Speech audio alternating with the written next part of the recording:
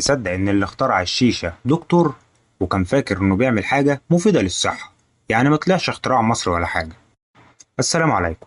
بس قبل ما نبدأ، لو لسه جديد في القناة ما تنساش تعمل اشتراك وتفعل الجرس عشان توصلك كل فيديوهاتنا.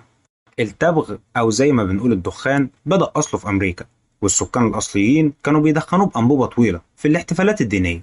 مع اكتشاف كولومبوس لأمريكا الأوروبيين خدوه، وبدأ ينتشر في أوروبا من سنة 1500، وبدخول سنة 1600 بقى التدخين عادة منتشرة، وكانوا زمان فاكرينه إنه مفيد للصحة.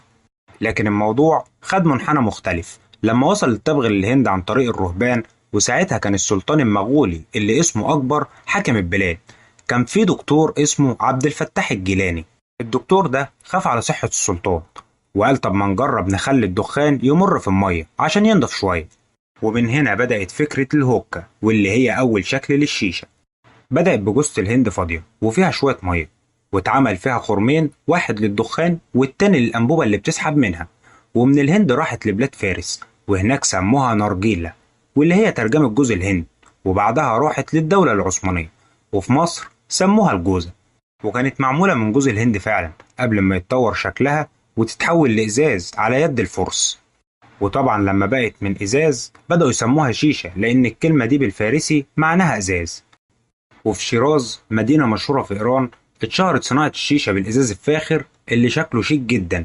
وعلى فكرة، حتى المعسل اللي بنشربه النهاردة جه من قصة ظريفة. تاجر كان عنده شحنة تبغ، وقع عليها برميل عسل، حاول ينشفها ويدخنها، معرفش يولعها، فحطها على الشيشة، وكانت النتيجة أول نكهة معسل في التاريخ. ولو أول مرة تسمع إن الشيشة كانت اختراع دكتور، سيب لنا كومنت وقول لنا أكتر معلومة خلتك تستغرب. ولو وصلت لحد هنا ما تنساش تعمل لايك للفيديو واشتراك للقناة عشان توصلك كل فيديوهاتنا أول بأول.